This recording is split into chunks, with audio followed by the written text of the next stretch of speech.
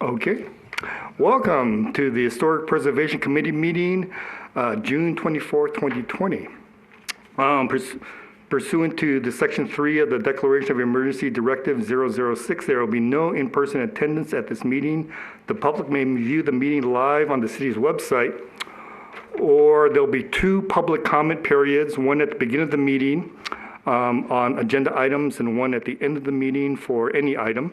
And the number to call is 702-589-9629. That's 702-589-9629 to provide comment. At this time, items listed on the agenda may be taken out of order. 2 or more agenda items for consideration may be combined, and any item on the agenda may be removed, or related discussion may be delayed at any time. I'd like to call to order. Okay. Now we're open for public comment. So public, the number is 702-589-9629. Oh, thank you, Holly. They're not just looking at my face, are they, during this period? Yeah. There's like a minute delay. Is there?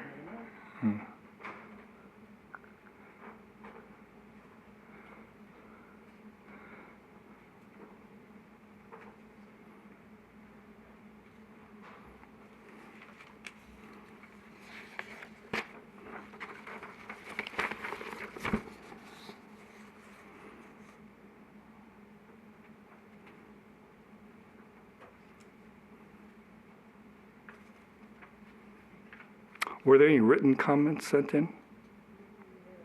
Okay. While you're waiting, I'll go check another email address. Okay.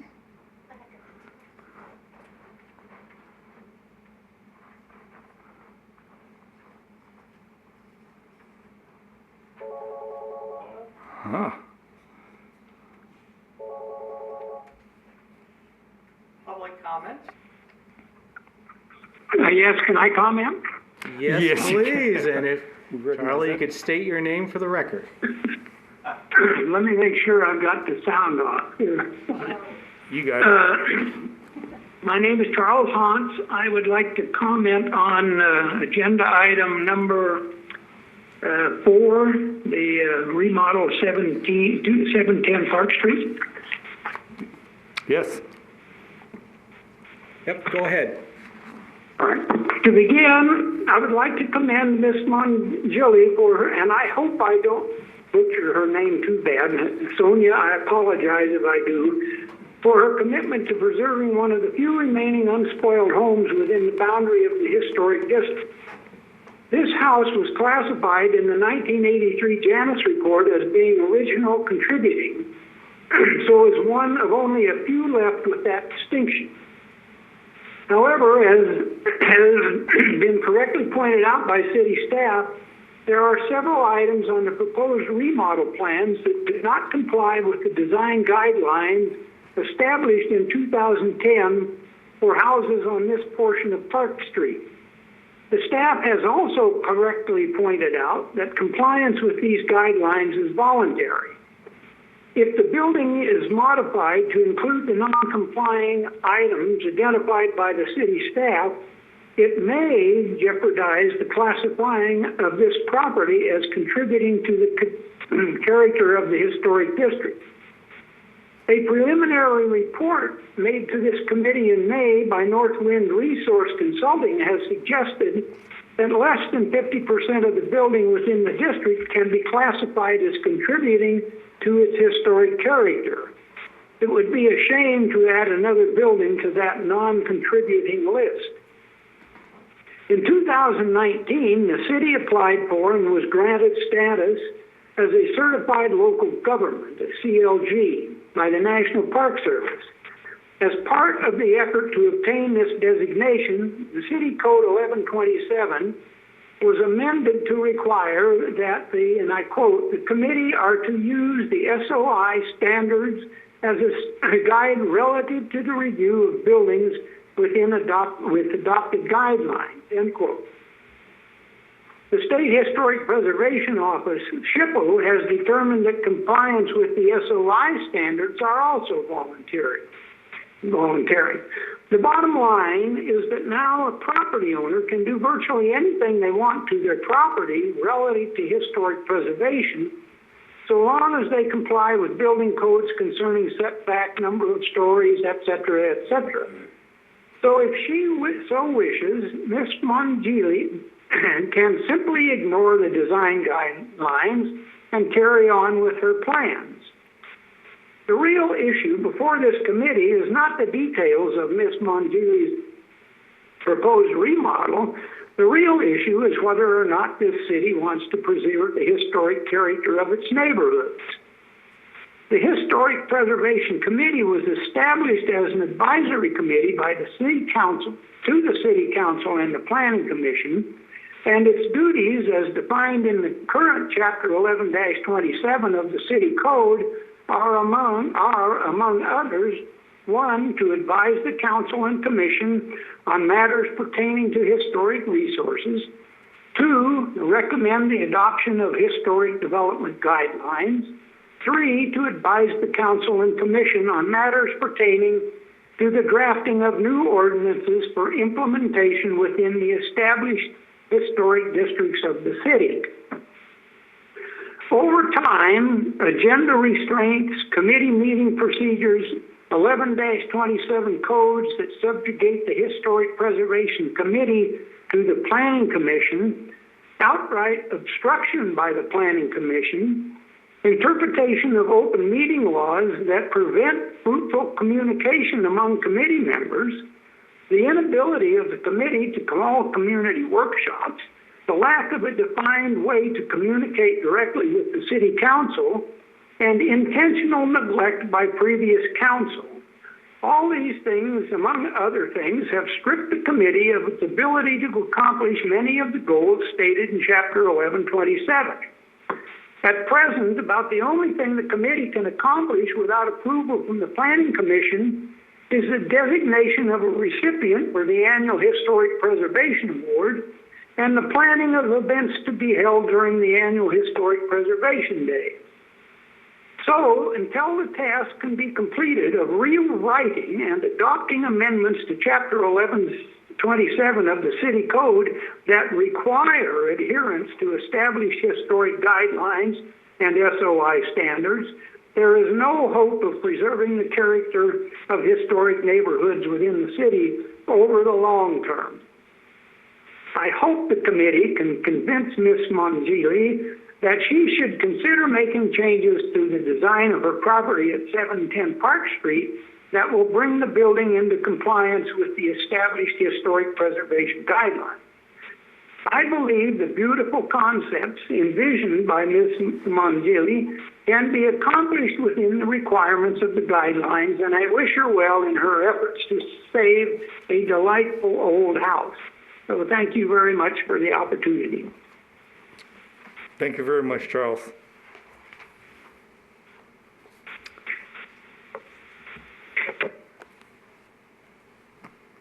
So we're open for more public comment. 702-589-9629. For public comments, area code 702-589-9629.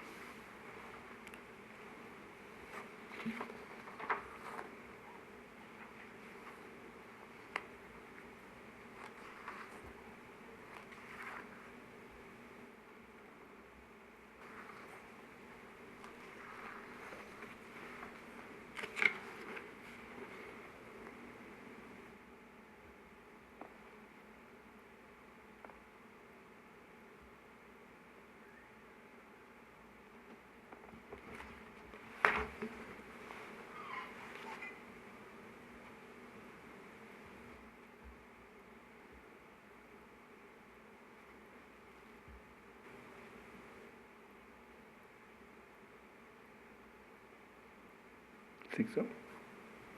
Okay, I think that's all for public comment. Move to the next possible, for possible action, approval of the minutes of the May 27th, 2020 regular meeting. Do I have a move to approve the minutes? I move to approve the minutes. All in favor? Aye. Any Aye. opposed? That's approved unanimously.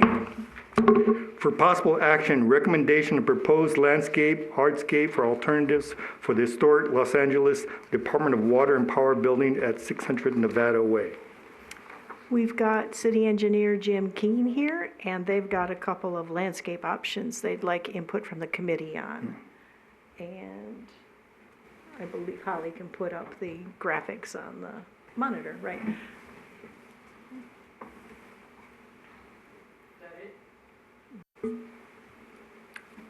Yes, that's the ones. Yes, our landscape division came up with these two different options. One are just rectangular planters, and this is in the area by the front door there. And then the other is triangular planters. We've chosen not to replace the grass just to be water conscious in today's day and age. And we're going to put pavers down, as you can see, and we'll have one tree kind of as a centerpiece, and then the rest will just be low plantings. The goal is to try and keep everything away from the building so we don't get the same kind of damage we got previously from the oleanders that were beaten up against the building for years and years and years. So the goal is to keep that away a little bit, better for maintenance, better for the building. And it also prevents for a hiding spot for people who want to hide behind the bushes. We had that happen quite a few times with the oleanders. So with that, I guess if you could give me your opinion, if you like rectangles or triangles better, or we'd be interested in hearing any plant materials. The plants we've picked are representative of what we've done on Nevada Way to kind of keep that theme, to tie it all together. So that's why we picked those. And the ones we picked are the more hardy ones that did better on Nevada Way. So that's why we chose those. Thank you for trying to beautify that area. Totally needs it. I had a couple questions. What are you doing for the entire property as far as landscaping? As far as the other, like the small little planters that go up along the front of the building, we'll continue the same kind of theme. We probably won't have any trees, but it'll all just be these kind of shrubs, so it'll all be tied together. Will you be using decomposed granite or whatever you call, whatever is in the greenway there? Yes. Okay. We won't be doing pavers all the way along. The pavers will just be in the front, kind of where we show here. The rest will just have the DG in between the plants. So my personal opinion, I'm not a fan of the pavers. I would suggest continuing that use of the decomposed granite. My next question is, it says that the tree, and by the way, I like the plants that you're choosing. That's totally plays within the rest of, the Nevada Way. But why is the tree in a planter?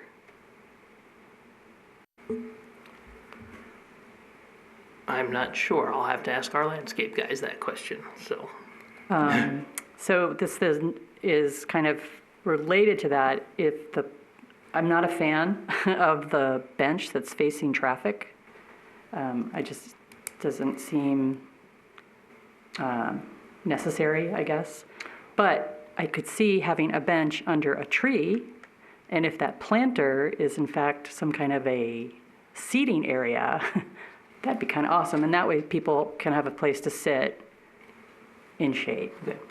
And I think I don't think the planters are actually like raised planters. I think it's just areas without pavers. So that's just the planter area for the plants. Okay. It's not going to be raised. Okay, it just says Maybe planter that's- and there's no, Yeah, there's no, but the idea of a seat around, it's not a bad idea though. I can mention that to our guys, so.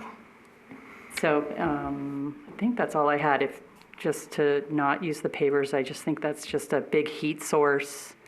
You've got the building itself is a big source of heat. I don't know, it'd be nice to have something that's a little softer. Grass would be great, because that's what was there historically. Also, what was there historically was a pine tree, but we're not using pine trees. But that single tree there looks great, along with the low-lying shrubbery. And then to put the seating under the tree around or halfway around the tree, I don't know. Gotcha. Okay. Something like that seems a little more comfortable. And that's all the comments I had. Thank you. Ray, do you have any comments?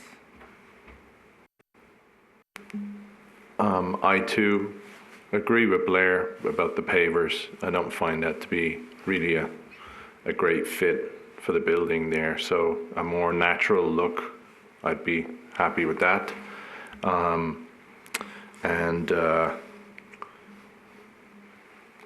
I really think that the idea to have the bench in the shade of the tree would be more appropriate also. And I was wondering, could that tree possibly match the two trees that are on either side of the driveway as you pull in to the alley? I believe those are Chinese pistache. Oh, okay. Yeah. I think they're- They're nice trees and provide a good, nice little bit of shade there without being huge. How big do pistachios get? Depends on how you trim them, but they can grow up into a pretty nice canopy tree. Nice. Yeah.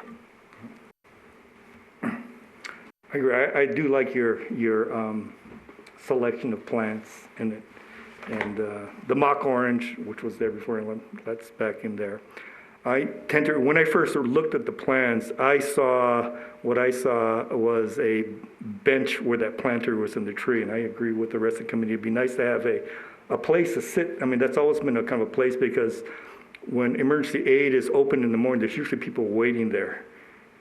And sometimes they're sitting on the stairways, and it'd be a nice place to have a bench with some shade underneath there. People are waiting to go into that building, so I think it'd be great. And I tend to agree. I think the pavers are kind of harsh. I tend to like the grass, but I think a bench under a tree would be appropriate. But I do like your plant selection, and I appreciate you guys coming before us and showing this. Does anybody have any preference for triangles or rectangles? Our guy said they can do either one. It doesn't matter to them. So I like triangles. Triangles? Myself. Yeah. A little bit of Triangles. all right. Yeah. We're kind of triangular people. So this has nothing to do with the planting, but the area, could you switch the door that opens there at the entrance to to open the other direction? Do I need to put in a work order for that? I don't know what that entails. I'm not sure. I think that came up years ago, and I think we were told we couldn't. There was something, I don't remember the details. Because, yeah, it opens this way, or it should open this way or something. I think I know what you're talking about, and I believe that came up years ago, and we were told no, we couldn't change it.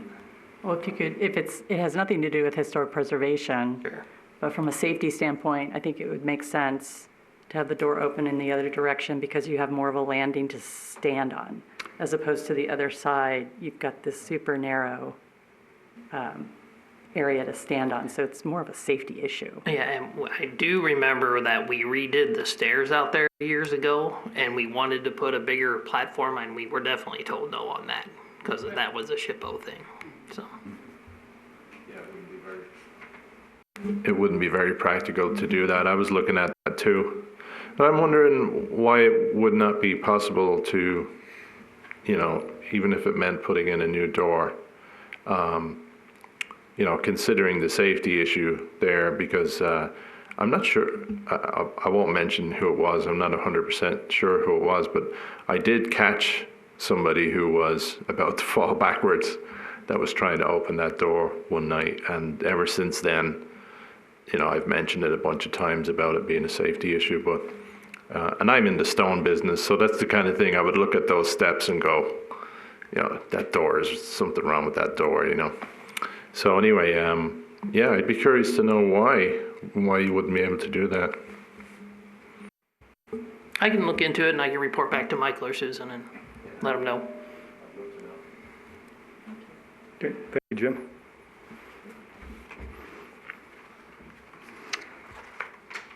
Okay, matters pertaining to the building historically known as the Boulder Building.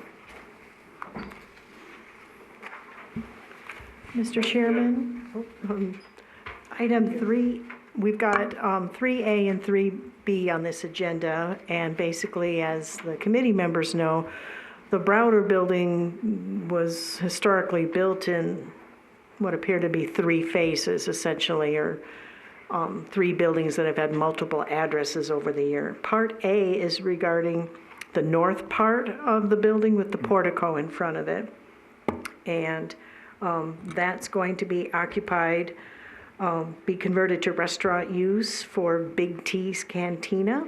The former occupant at that part of the shop was the Reynolds Doll Shop. And per the submitted remodel plans, the existing building facade facing Nevada Way will not be changed. Great. For this property, there happens to be a vacant area about 12 and a half feet wide between this building and the building to the northeast, which is Tony's Pizza. And over that vacant area, the applicant, the new tenant would like to add an aluminum patio cover. So as you can see from the building elevation, you know, it's a very slim profile. If you'll go to the next slide, Holly.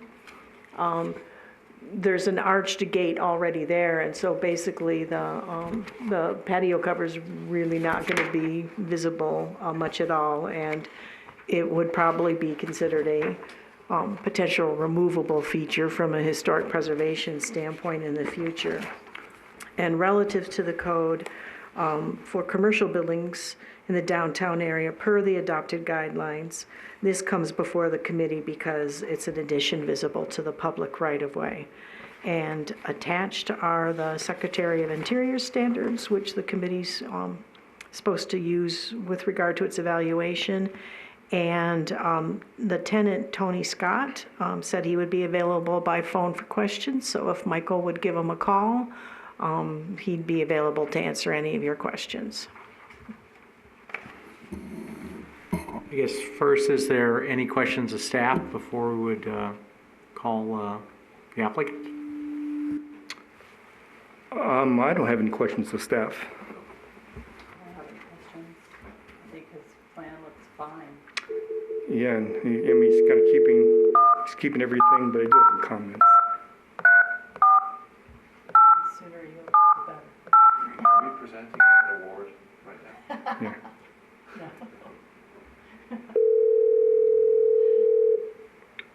This is Tony.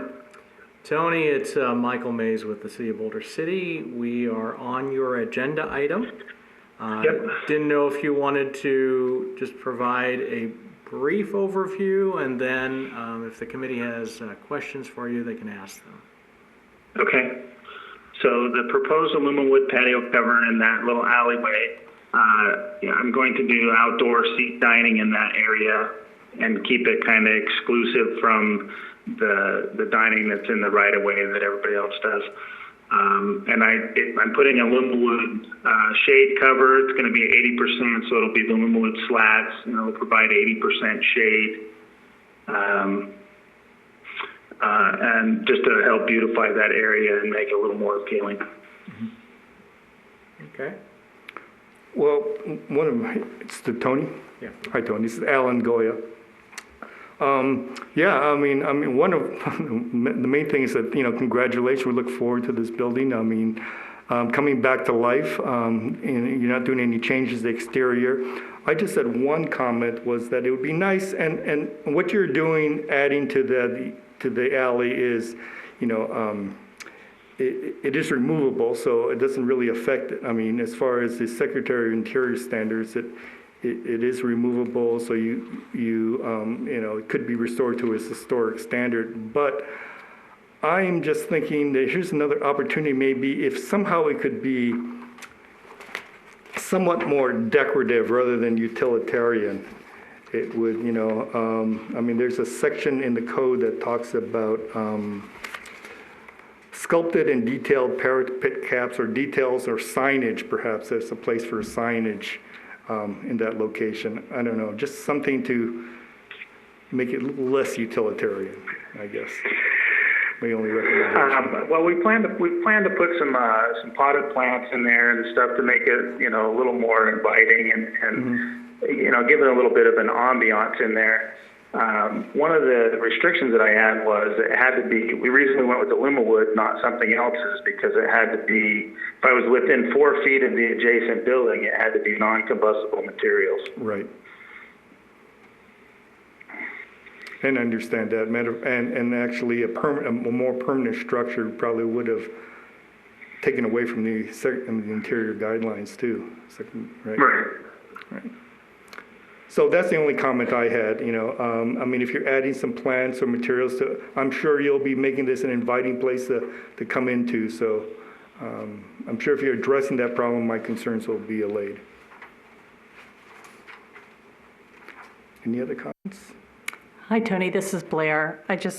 Your plan looks great. I just had a question though about those bricks planters, I think, that are in the front.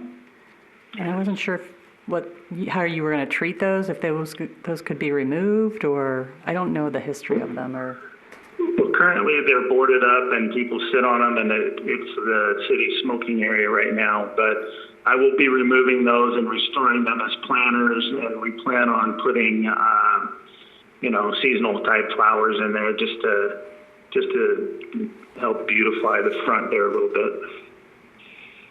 Okay, thank you.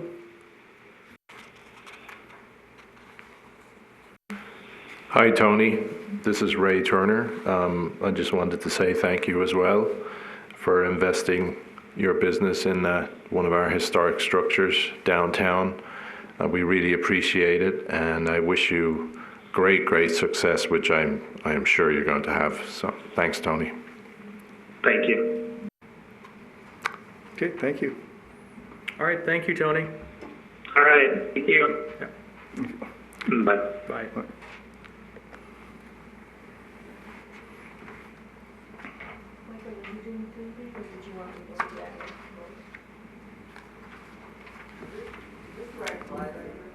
3B? Yes. Right. So for your consideration this evening is an application from Dam Roast House LLC. They are seeking RDA funds through the Historic Preservation Grant for 554 Nevada Way. This is, as you know, the very first historic preservation grant application that's being considered by the Historic Preservation Committee, following your input in the guidelines that were developed by the committee and adopted by the council. To help the committee evaluate their request, staff has taken the eligible grant activities, and starting on page 46 of your report, have had the applicant respond to each of the proposed improvements, showing how it complies with the guidelines and the Secretary of Interior's standards. Alan Stromberg is the architect for this project, and I can call him to further elaborate on the proposed plans and answer your questions. But let me start with any questions of staff first.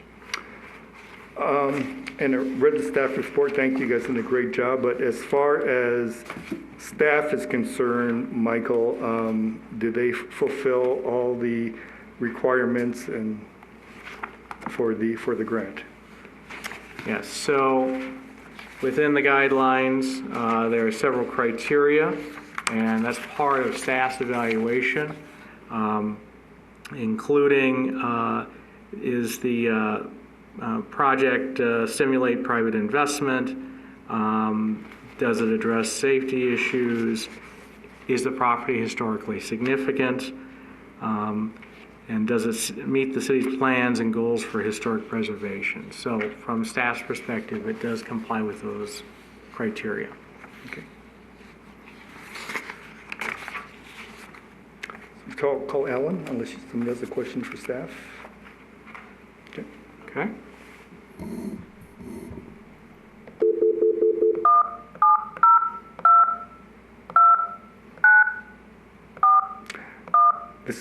Alan's first remote meeting.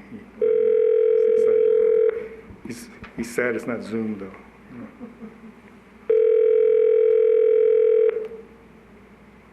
Architect's office. Alan, it's Michael Mays with the City of Boulder City. We are on your agenda item, and we have the committee here.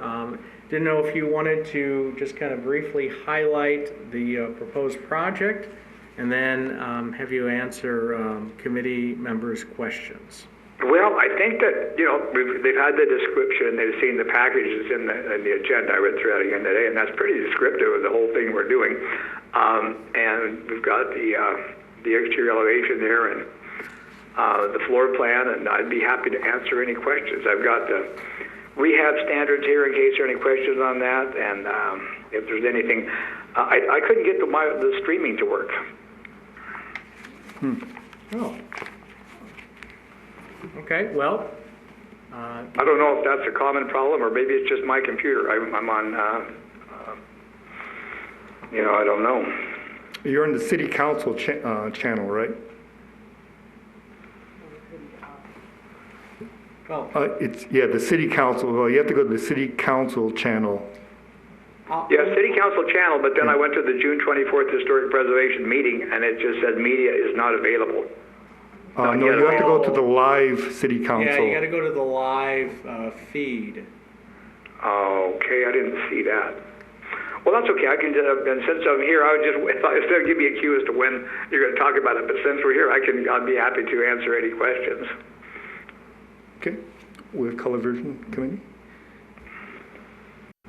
Hi, Alan. This is Blair Davenport, and I don't have any comments except to say thank you again for your sensitivity to rehabilitating and preserving a super important building in Boulder City.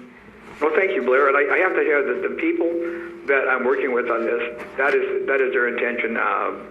The owners are just set on doing this properly, and they've got a good contractor, Charger Construction, that is on board with doing the same thing, and they're going to be using wooden window frames on the new windows, and they're going to be using sensitivity and restoring the finish on the old portion of the buildings over toward the cantina, and the new portion will be very similar as far as materials and so forth. We've actually found a vertical siding. It's about an 8-inch nominal width, so it should be very, very close to the one that's existing on the old building. So we're doing our best to maintain that look. We were invited in, stopped by, and they gave us a tour, the owners, so you can tell they're super excited and wanting to maintain the building as closely as possible to how it was built, but also the story of Ida Browder. And so the folks from the Daughters of the American Revolution were there too, and gave them some, insight on Ida Browder. And so anyway, very much looking forward to the end result, and thank you again. Well, good, thank you. I just can't tell you how happy I am to work with people that care so much and are excited about the building, and want to do it properly. And we do have a good contractor who's worked on the building before and done numerous projects out here in Boulder City, and he and his staff are on board, so we're fortunate. Ray? Hi, Alan. It's Ray Turner. Hey, Blair just about wrapped it all up for me too there. I enjoyed meeting the owners of the new coffee shop, and it's very encouraging to see their enthusiasm about doing something in a historic building, and we really appreciate that they're doing that. It wasn't that long ago that we were looking at the wrecking ball tearing that building down, and now look at the turnaround, and we've got Boulder City's best architect working on the job, so we got it covered. Thanks, Alan. You're too kind. Thank you very much. Well, hi, Alan. This is Alan. Hi, Alan. Yeah, anyway, nice job. I know they're paying attention to a lot of details like old brickwork and everything. I did have a couple quick comments that I wanted to ask about, though. One of the things I appreciate you guys are doing, though, is that you're removing that old can sign off the roof, which Oh, is that nice. was horrible, and I was so Yeah, glad and to you're see kinda that cleaning up the building They had itself. already identified that they want to take that off, and I was so glad to see that. I have one comment about I'm really excited about resurrecting the old Mel's Diner sign there on that pole. I think that's pretty exciting too, that they wanted to mimic that sign. Oh, I like that, yes. Once again, I know you're not the sign, you're the architect, but my one comment to them would be, it would be really nice if their copy could be in neon. I mean, not the copy. The copy is a flat, it is they have it spec'd out here as a 3/16 polycarbonate face with applied vinyl graphics. It's basically a piece of plexiglass with applied graphics on it. But it says optional white neon steam. Right, but that's on the top of that piece there, on the design. I just suggest that they have an internally lit, or that damn roast house would be like the original Mel's sign. That's what gives it this character, is the copy in neon. Yeah, that coffee cup, as I recall the old sign, one that was there years ago, had steam coming out of the top of the cup, and the steam was in neon. It might have even been flickering, I can't remember, but it had the flame coming out, not flame, but the steam coming out the top was in neon, I believe. Right. So I'll look back and see if we can find pictures of that, but perhaps they could just copy that portion of it. Yeah, it's just that the copy, I'm just an old sign guy, and I know that flat copy, or even if they took it to the next expense on this is on the pole sign, on the damn roast house thing, they should have dimensional letters at least on that thing, not flat cutout letters, vinyl letters. I think it'll give them a lot better look, and it'd be much more substantial architectural. Yeah, I'll talk to them about that. I think on some of the old buildings in town, the signs were just simply painted on the stucco, Right. So Which I don't think is a bad look for our community either, but this is a very contemporary looking sign that they've gotten, at least the face will be, just to let them know. That face is a very contemporary look. The dam one or the dam roast house, the pole sign, yeah. Yeah, I really way like it's that. called out. The heck of the coffee cup theme, and that'll be good. Because it's, the copy is applied vinyl graphics, so it's going to be a very flat copy there. I'll talk to them. Okay. Or they can make it in 3-dimension and it could rotate. You could root, they need Just a bigger kidding. grant, I think. Right? Is there Yeah, more? that's it. That's probably a little more difficult. Yeah. Okay. Anyway, do I have to make a motion to approve the grant? How do we do this? This is very exciting for us because this is the first historic preservation grant that we've gone through the whole process. This is the first one. Yeah. So do we need a motion to grant this? Well, actually, can I ask a question? How difficult, or I guess I'm looking for feedback on the grant and filling it out. Were you responsible for that, Alan, or was that the combination of you and the owners? I was just curious. This is mainly the owners. I'm just responsible for making sure that it satisfies the criteria. Okay, thanks.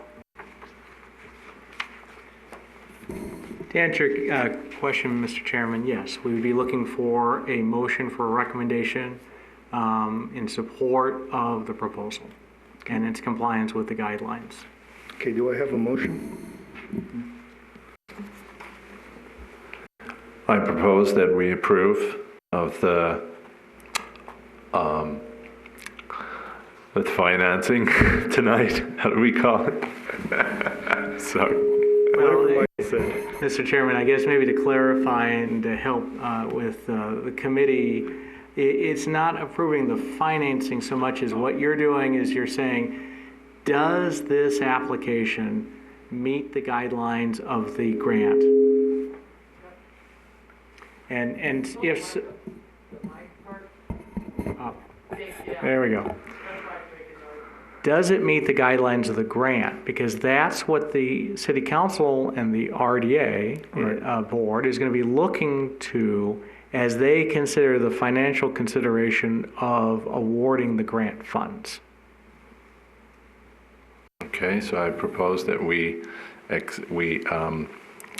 accept the, I'm sorry, maybe someone else do this. I'm not wording it properly. I'll make a motion that the application meets the guidelines for the RDA Historic Preservation Grant. Do a second? I'll second that. Thank you. Okay, all in favor? Aye. Aye. Okay, unanimous, it passes. Thank you. All right, thank you, Alan. Hey, thank Thank you, Alan. I'll play with that feature and see if I can just keep up with the next Yeah, one. good work, and good work on all the concrete. I mean, that sounds like it's, figuring out which pour was for which project. It sounds like a real challenge there. Yes. Okay, Thanks. Thank you again so much. thank you. Bye. Bye-bye.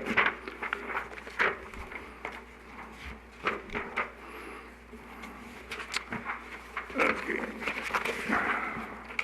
Ask how much they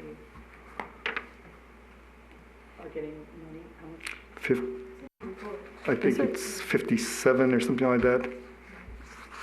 Something like that. Their total project was 114. And I think the grant for is 57. I mean, it's real money, right? Okay. For possible action, review and recommendation, a proposed addition to remodel of the 710 Park Street relative to the adopted exterior design guidelines for that area. Thank you, Mr. Chairman. The owner, Sonia Majili, plans to build an addition onto the side of the house, which will be partially visible to Park Street.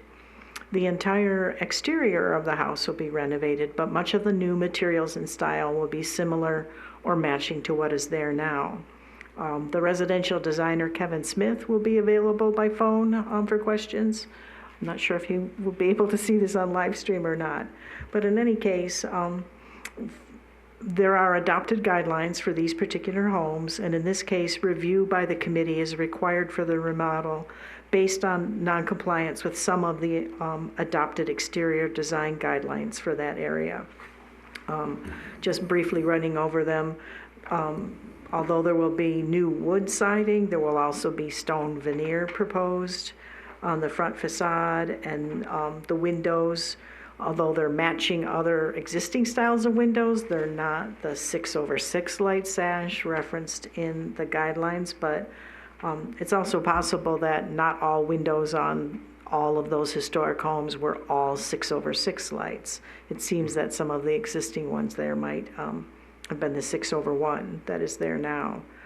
And then the new front door will be similar to the existing door. Apparently it will be wood per the designer, but it will have little window panes in the top similar to the 6 light window sashes, whereas the guidelines state solid wood door. And then the rafters and purlins won't be exposed from the street view. The porch will have louvered windows instead of screens. And the addition is being built partially to the side of the house in addition to the rear rather than entirely to the rear of the home. So there's a little analysis of that attached as well as some of the plans. And again, the SOI guidelines are attached. And when you're ready, since I really can't answer questions about this, we'll give the designer, Kevin Smith, a call. And Mr. Chairman, if I could provide some additional information. First, I have verified that we are recording, so checked on the phone. Knowing that the committee would be interested in Northwind's status with respect to the update to the Janus report and their assessment of this property, because typically, once their studies are complete, you'll have that additional knowledge to be able to evaluate criteria with any proposed changes to structures within the district. Courtney Mooney reviewed the plans and did note that the stone veneer, fascia board, and louvered thank you, louvered windows, as well as the addition visible from the street, are not in compliance with the historic nature and character of the neighborhood. Though, she also did say that because of a prior addition to the house that had occurred previously, they were not going to list this structure in its current condition as contributing to the district. That structure would have to, that addition would have to be removed to try to bring it into compliance and contributing to the district. So just want to share that information as well as you evaluate. So is it Courtney's opinion that, any house with an addition that's in the historic district would be a any addition would be, make a house non-contributing, an original house non-contributing to the district? It has an addition on, any kind of addition on it? It's my understanding that if it's additions that can be seen from the street, then that is Right. what can make it non-contributing. That if the addition cannot be seen, then it Right. could still be contributing. Right. And the addition on that particular house, I believe, was an enclosure of half of the porch, is what they came up with, I believe. Yeah. Well, just, it was a porch, and then they just put some walls on half the porch and closed it. Susan, just for clarification, I believe, is it the addition on the left side of the structure that you believe is what she was referencing? Well, to be honest, I was a little confused by Courtney's statement because she was referring to an addition on the left side. Obviously, the proposed addition is on the right side, and then the enclosure of the original, or part of the original sleeping porch is on the right side. Right. However, looking at the site plan, sheet A1 architecturally, looking at that version, you can see that there is basically an L-shaped bump out on the left side, which would be on the north. So it's possible that that's the addition, because my guess is perhaps she found records or evidence that maybe that original style of home was a standard rectangle with the exception of the sleeping It was. porch. It's actually, what's interesting about this house, this is the exact same house that was originally the house that's my house on Utah Street. When I'm looking at this house, I'm going, this is my house, originally. I was concerned at first because that I thought that this was one of the last little jewels of an original house that was here on Park Street. And it's always been kind of, it hasn't been lived in years right now, and I think somebody else bought it to remodel it, and it's stopped in there. So any changes that you see, according to Courtney, will not affect our be non-contributing anyway, because the house does not contribute, right? It would be a nil effect. Correct. However, did she say when that addition was put on? And She didn't indicate when it was put on. She did indicate if the addition was removed, and in its current condition, there's the potential for bringing it back as a contributing structure to the district. But one of the things that I talked to her about was potential additions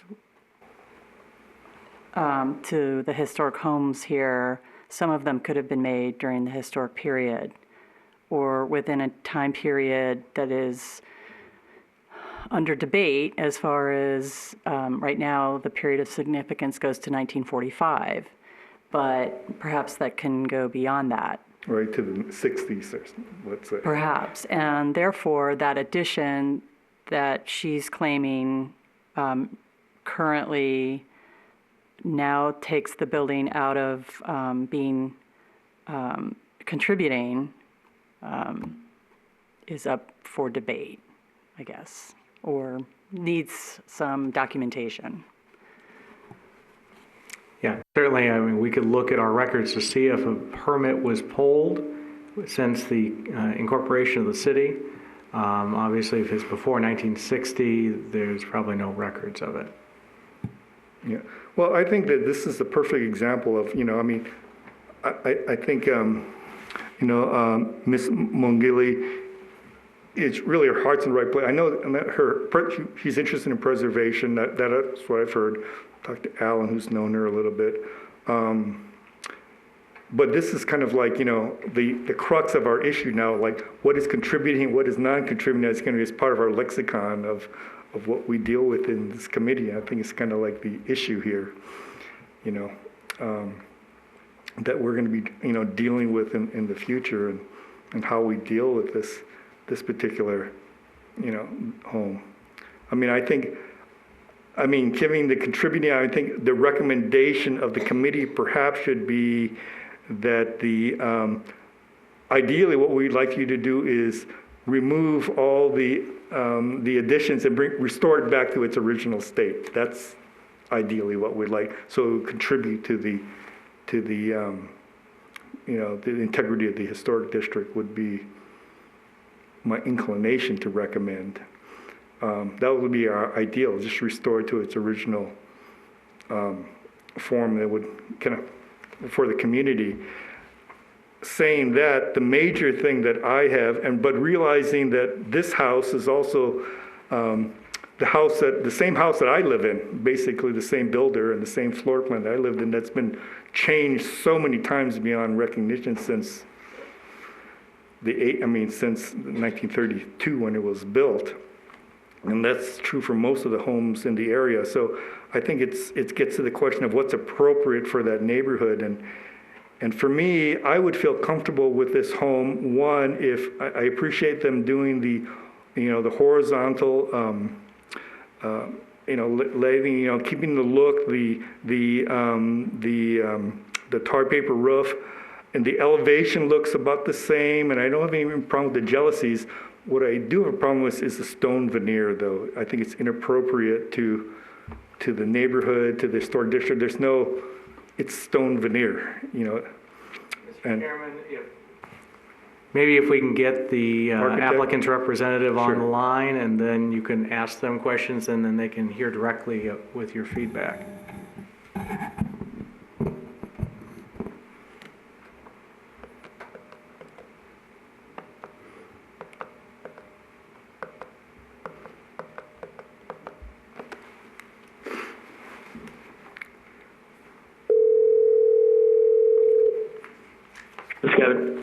Kevin, this is Michael Mays with the City of Boulder City. We are having the Historic Preservation Committee meeting and are currently discussing Agenda Item 4.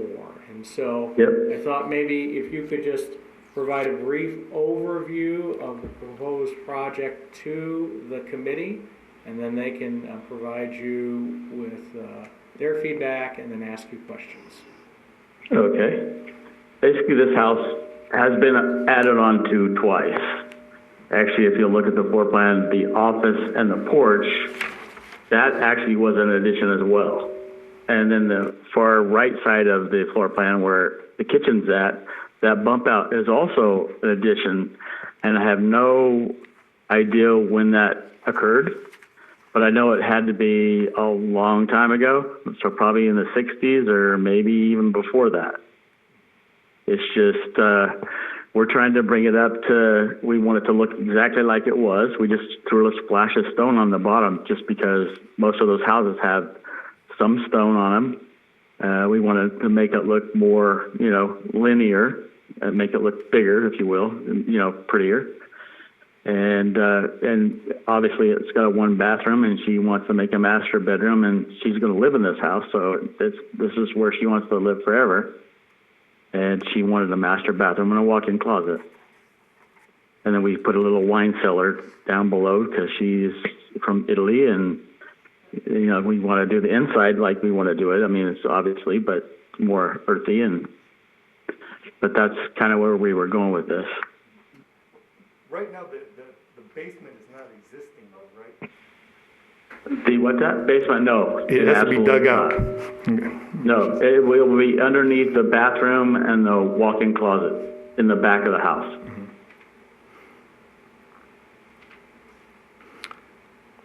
We're only adding 425 square feet. That's with the basement. We're only adding 252 square feet on the first level. And you can see 5'8" of it on the, what is that, the east side of the house. That's all you'll be able to see. We're going to keep all the existing wood siding. We're going to match the existing wood siding on the, the rest of the new portion, so that it all looks exactly the same. So it's not going to be something different than what's on the existing house. We're going to go back with all the same windows that were in it, the wood windows, and the ones that were 6 panel above and 6 panel below, we're going to leave them exactly like they were. I mean, they're all going to be, you aren't going to be able to tell the difference other than they're going to be dual pane and, a little more energy efficient for Sonia. Well, I appreciate all the things you're doing, and especially because you are conscious of the historical importance of this building. I know, ideally, I would say that, as far as the historic district, my ideal wish would be that you restore this exactly as it was and tear down the old addition and make it, what it was. But that's not practical because your client has to live in this house. My biggest objection is I love what you're doing in general, except for the stone veneer, which I think is inappropriate. I mean, there's lots of stone veneers, I agree, in the neighborhood, but they're tacked on. They were never part of the original integrity of the buildings or the neighborhood. And that'll be my major objection is basically the stone veneer. I would just continue that, horizontal wood all the way down. We would be open to that, yeah. Any other comments from the committee? Hi, Kevin. This is Blair Davenport. Hello. I differ a little bit from what Alan was saying about restoring it to its original, to what it was originally built as, because I'm not clear on when the additions were put on, and therefore those additions may be historic. So the addition to the kitchen, you said you think it's really old. I know that there was a porch. Yeah, it have to be in the early 60s or maybe even before that. Right, and then the porch, I thought that there originally was a wraparound porch, an L-shaped porch. So you're suggesting that the office just kind of expanded the historic porch a little bit and out? Correct. Okay. That's my understanding, And yes, ma'am. could you tell, I don't know if you were rummaging around to see, do you think that's pretty old as well? Oh, no, it's all really old. You can tell by the size of the wood and, yeah. Okay. So I don't think you have to restore it to what it looked like when it was built in 1932. Yeah. But anyway, so the only problem I have with the design is with the stone veneer. I really, even though this has to do with that it does not fit within the neighborhood. I think what you see as far as stonework in the area or in the neighborhood is the stone walls. You don't see that stone actually attached historically to historic buildings. So again, it to me looks like there's this attempt to make a home that looks like something you would find in Southern California, the faux Italianate or Tuscan rustic Italian, and that's just not a style that is popular or was historically built here in town. So the addition, I personally don't have a problem with it. It's, I think, so kind of tucked away, and I'm assuming that there'll be some vegetation that will probably hide it a little bit, or it just won't be so obvious. But I think the addition of the faux stonework is a real detraction, not only from the building, but the neighborhood and the historic district as a whole. Thank you. Thank you. Hi, Kevin. This is Ray Turner. Hi, Ray. And I too, my main concern is with the faux stone. I'd like to see that siding, I think just siding by itself is going to look a lot more historic.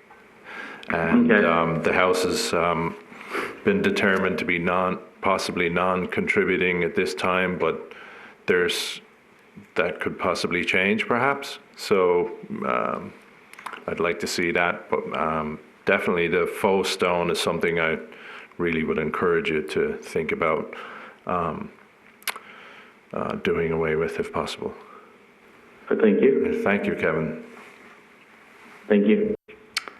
So basically, I think it's the consensus of the committee is like, great job, but we recommend that you get rid of the stone veneer, would be our recommendation.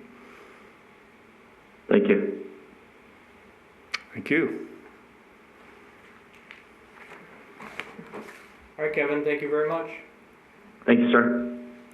Okay, item number 5, for possible action, discussion regarding the rescheduling of activities for Historic Preservation Day 2020.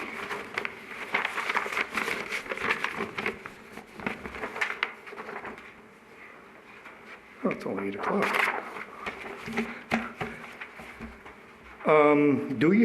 Did they have copies of this? I make copies. Oh, you do? I do, that's okay. I have a copy here. Here's the concept.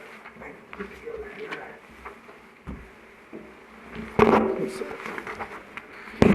Here, Michael. Oh, we have copies. You have copies, okay.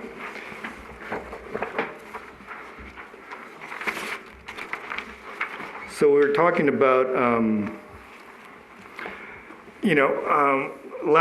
our last meeting, we talked about the idea of like, what are we going to do about Historic Preservation Day? And I think where we ended up last time was, I suggested that no matter what happens, if we postpone this thing and try to do it in October, until we have a vaccine or a way to treat the virus, I wouldn't count on anything in the near future as far as public events. So how can we address this rather than canceling an event? Let's plan for our worst case and so we can have an event. So I put up this concept of the Historic Preservation Month, October 2020, Facebook Live miniseries was the idea. And the concept was, it's I don't know if some of you know, I produce a kind of a podcast called Boulder, and we've adopted this, and we've been shooting live, Facebook Live on locations, and it's been really working out great. And one of the reasons is that it's kind of show and tell, and as we go into a story, people can actually comment and ask things. Let's say, I want to read this, I want to see this, it's kind of a show and tell. So what I imagine this concept being is, the idea is a kind of a mini-series taking place in the month of October, a 9-episode Facebook Live mini-series featuring the 10 entries submitted for Historic Preservation Award, filming with their owners, culminating with a watch party for Nevada Day on 10/30/20. The idea is that we take everybody who's willing that submitted to, one of the reasons we have the Historic Preservation Award was to encourage and have people enthusiastic about their properties and get excited about historic preservation. And obviously the people that have nominated properties are excited or at least interested in historic preservation. And the idea was that let's just film them live showing their house and telling us why they think their house is historic and important. And I think this is an important concept for us to kind of gather from the public to understand what their idea of historic preservation is. But my suggestion is just to get the enthusiasm and have how this format would work is that we need a city host like a Lisa LaPlante or a Michael Mays or Susan. Somebody to host the show on Facebook Live. They would have a correspondence, which could be me, because I'm doing this right now, and filming people's houses and giving us a tour of their house, kind of like the idea of like you always wanted to see the interior of somebody's house. One of my things my wife says about Zoom meetings she loves is that you get a peek into other people's houses. it's kind of interesting curiosity, you know. But anyway, so we just show people their houses. At the same time, we have a host that says this historic preservation. We're showing all the people that were nominated for Historic Preservation Award, and then it acts as a teaser during the month. So these are live events that people can respond to, and actually, I don't know if you've seen my show Boulder, but people can actually ask you to like turn here, look at this, or what's that, or ask them a question. I used to live here, things like that. But have those events, 9 of those during the week, which we would stream live to an audience. And after that period of time, on Friday the 9th, what we would have is a city-hosted watch party presenting the Northwind Report. And, you know, what the whole idea is, our big lesson for the day is contributing and non-contributing properties in town. So we do some kind of public, it could be here for the watch party. We could bring, you know, let's say if it's whatever maximum people we can have here for people that don't have internet, but we also can be on the internet and be able to watch this thing live. And also each episode is recorded. So on the episode, the watch party, hosted watch party presented Northwind Report, announced the winners of the Historic Preservation Award. We will have known those winners, and we will pre-record extended celebrity hosts touring the 2 winning properties. And showcase how each contributes to the historic integrity of the BC Historic District. And these are the places where we learn the lessons of contributing and non-contributing elements, and which would kind of change our award criteria to say that how we want to judge our awards now is based upon how it's a contributing property or a non-contributing property should be kind of our criteria. And this is the lesson that we want to give to the public. At the same time, being able to have some public input on the Northridge, you know, just have people show where we are and have that discussion. So, you know, both episodes and the watch party feature a celebrity host, and this is like just a host. Could be the mayor, could be, you know, Lisa, who will narrate and keep the program going. The host will also respond to comments and pass on questions or requests to the correspondent. That was the idea. Any comments? I think that's a fantastic idea. You think so? I do. I like it. I mean, it's kind of a short thing. I mean, the lesson is we want people to get excited about their properties, which is good. Let's just have them talk, but then let's just really get into lessons about when Courtney does her thing, contributing, non-contributing, that's where we get the meatballs. At the same time, we're building a kind of these 9 episodes are kind of like teasers for the big day, you know, for the event.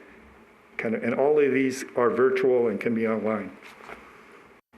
So there are 10 entries, but there's only 8 listed here? There are 10 entries. There's 3 on California. Over here on episode 4, I'm sorry, forgot to put California here. I thought it'd be interesting to do an episode because all the houses on California are 6 company houses. It would be interesting, it doesn't matter how long these episodes are, as long as you're showing the house, but show 3 houses in California and how each, built by 6 companies, and how each owner has treated these 3 different houses. You know, what they look like today. It's kind of interesting. There'll be 3 of them on California Street. I'm confused. I don't see any California street I'm sorry, addresses. it's episode 4, it says 504, 616, and 628. It should have said California Street. But those weren't nominated, right? Those are nominated. Those 3 homes on California Yeah, were nominated? Yeah. I'm sorry, I didn't bring my packet from Yeah. last week, but Yeah, I that did. wasn't ringing a bell. 616 and 628. Yeah, there's 3 of them. I went through the packet. Well, we can double check it because obviously people have to be willing to do the tour anyway. And wasn't one of these properties already? One of them was One of them was Grace Community. Well, you've got Gray's Community on Right. there. What you're thinking is one of the nominees was Boulder Bowl, but they had already won before. But as I recall, Right. I believe there were 2 Denver Street addresses nominated this year.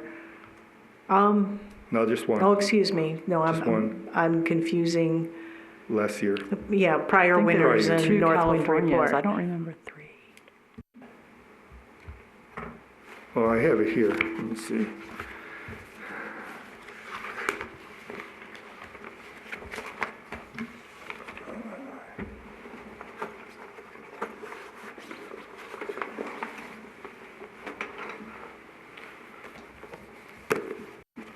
No matter how many or what properties, though, I do think this is a really cool idea.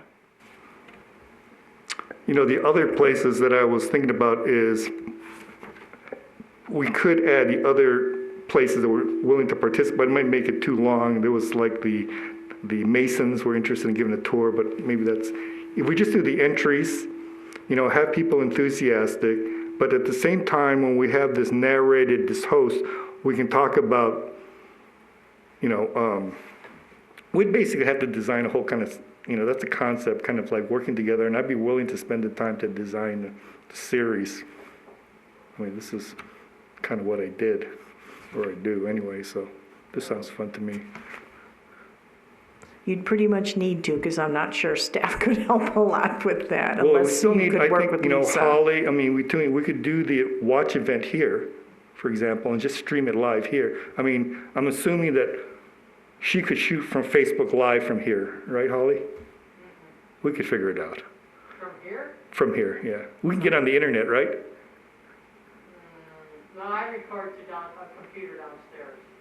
Right, but you could get a computer up here and we could film from here. Someone's house? No, here, let's say, like on Wi-Fi and on Facebook Live, could we film? Not that I've ever done it, but we got a GoPro camera. We can Yeah, probably- we'll figure this out. Well, you've got all that. Yeah, we'll figure this, we can do this with phones. His own show. You can. Yeah, we can do this We all, got a GoPro, so. yeah, Maybe, Mr. Chairman, let's start with the concept, and then we can evaluate all right. the technicalities of how it might be able to be implemented. I can certainly follow up with Northwind to talk to them about, and we've already had preliminary discussions about their ultimate presentation of the study findings and how that could fit into Right, you this. addressed that at the city council meeting last night. One of the things I'd like to do is just like, let's solve that problem too, you know, how do we solve all these problems? You know, I mean, we have to get a public, you know, some comments, we have to get out to the public, what's the best way for this, and I think historic preservation, whatever we call it, is a good vehicle for it. I don't think Northwind was seeking public comment, though. No, would just be their presentation of the study findings. Right.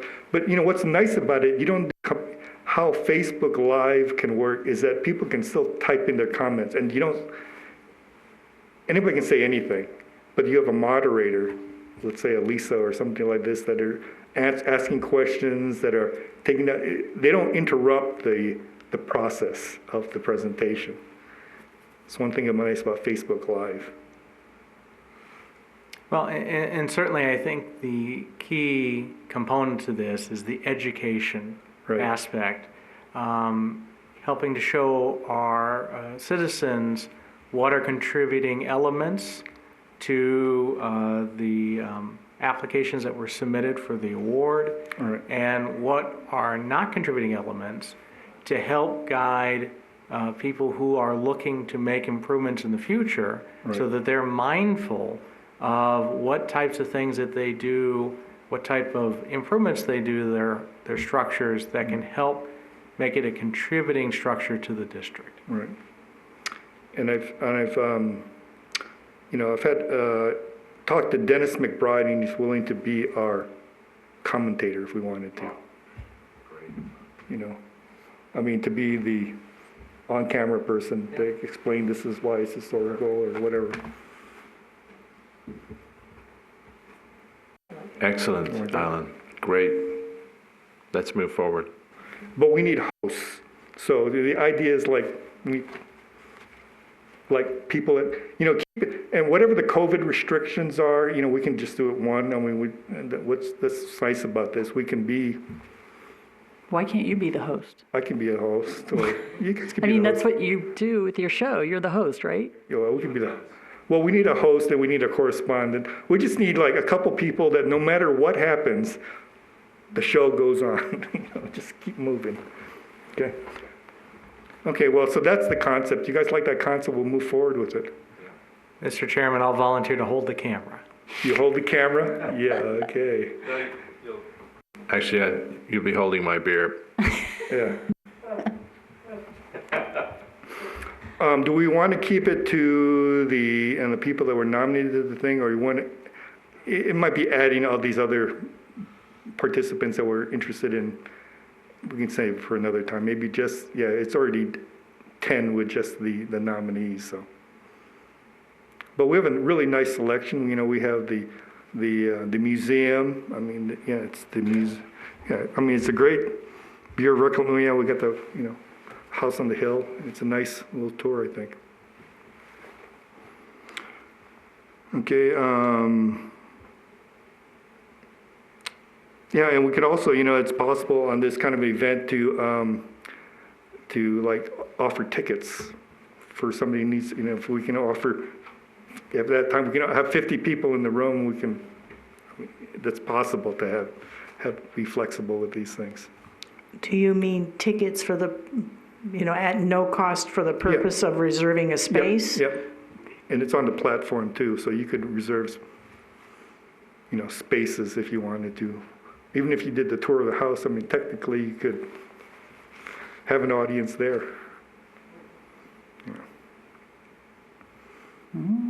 What? No, yeah, it's okay. Okay, so we'll work on this, right? Okay. So. Okay. We'll have an update. We'll see.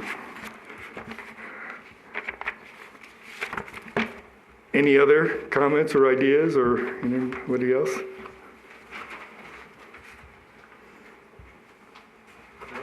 No? Okay, for possible action, update on implementation of committee's goals and priorities. Mr. Chairman, in your packet is the matrix which shows updated activities with respect to the committee's goals. Just wanted to highlight a couple briefly. As I mentioned at last night's City Council meeting, we are engaging with the Nevada Preservation Foundation to look for ways to be able to move forward with the public engagement process with the Historic Preservation Plan. Trying to be sensitive to the fact that while we could do a virtual format, not everyone would have access to that way of engaging and us obtaining feedback. So we're going to have discussions. In fact, I have a call with Heidi Swank on Friday to further discuss that. And certainly we can come back to the committee with additional information on those outreach efforts. With respect to number 7, developing an educational campaign, as I've sent out to the committee, through our CLG designation, there's a grant opportunity that would pay for 100% of anyone that wants to participate virtually with the NAPC conference that will be this August. And so I appreciate the feedback from the committee about those that are interested, and we will follow through with that grant application. I'm so sad it's virtual. I'd love to be in Washington in August myself. Say that again, Alex, about micrograms. Oh, that's okay. It's too bad it's virtual because I'd love to be in Washington in August. That's when. So I had a question on item number 2 with the Nevada Preservation Foundation. What's the deadline for their contract? The contract's deadline, original deadline, was the end of this month. But understanding the fact that with COVID-19, we were not able to move forward we're already discussed with them about this extension into the next fiscal year.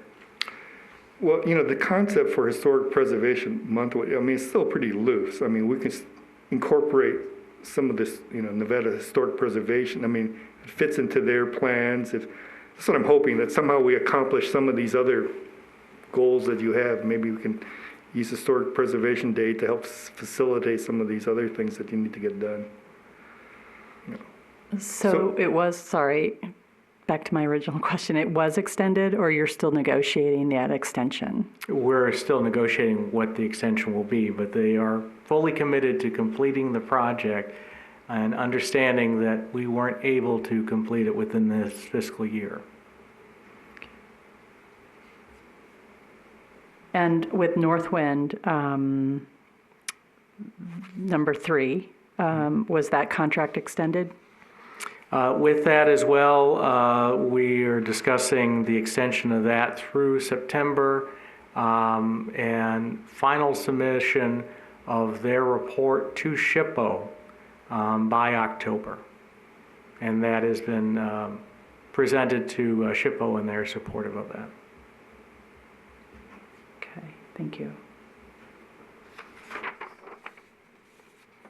And we'll think of a name for the report, the Northwind report, are we calling it, or the 2020 historic update, or whatever. Not the updated Janice report, or, No. okay. I had a question about number 8, identifying historic buildings for repurposing and reusing. Was the Stantec report, it's kaputs, or does it have any bearing on, I guess, is that going to continue? Or is there anything more that we can expect from Stantec, I guess? Nothing more from Stantec. The work that they had completed and presented to the committee is as far as it has gotten. So as I represented to the council last night, that preliminary work, the assessment of historically significant structures that the city owns, can be a guide for establishing priorities for maintenance of those structures moving forward. And so from that standpoint, their preliminary work can be helpful to the city in that regard. Thank you.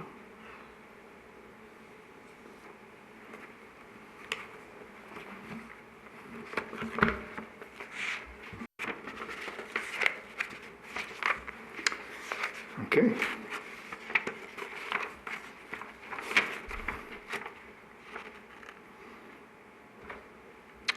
Okay, 8, are we on 8 right now? 7. For possible discussion, update of status of properties in the historic district. Hey, somebody just got a historic preservation grant. That's great. Congratulations, everyone. Thanks for the whole community, actually. Great job from the point of view of, we thought we were going to lose this building to we have tenants.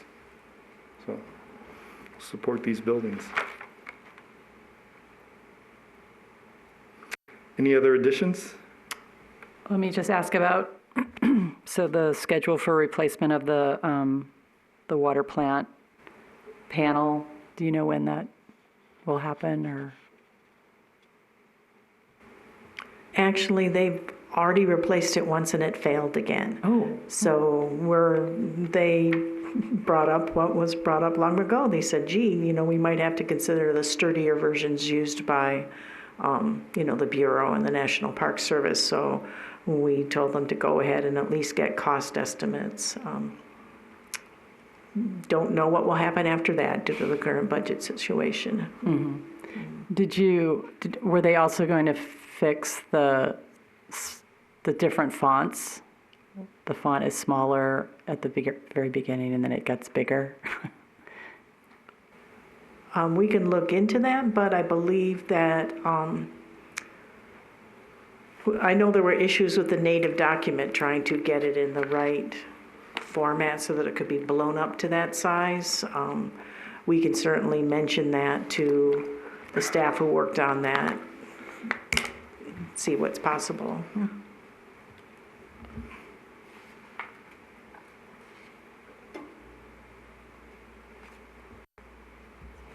So, yeah. Will the panel, the defective panel, stay on the building until another one can be made, or we decide what to do with that? Is it so bad that it can't be displayed? I wonder, like in between now and then. We can certainly ask Public Works to leave it up as options are being evaluated. Set up right now. As far as I know, it hasn't been taken down, right? As far as I know. That's my understanding as I well. would leave it up.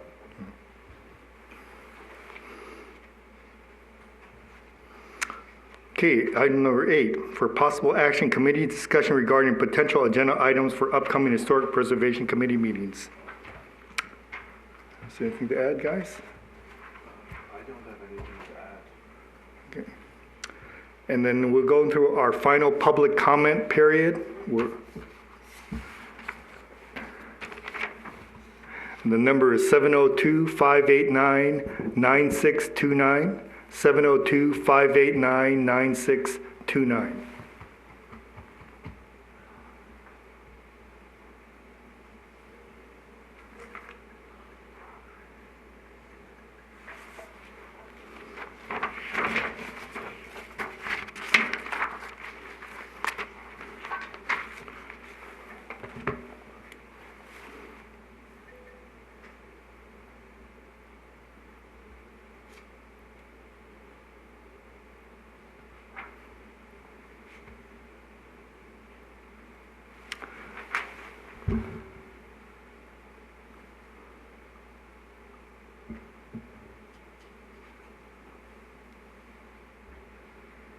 Seven oh two 589-9629.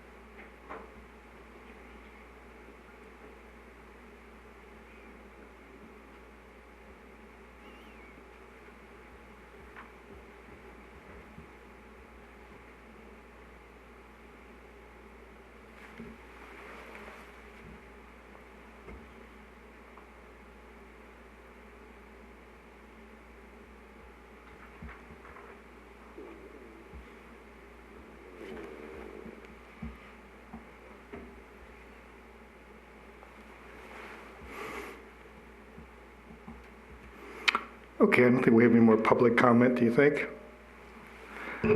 Let's adjourn this meeting. Thank you, everyone.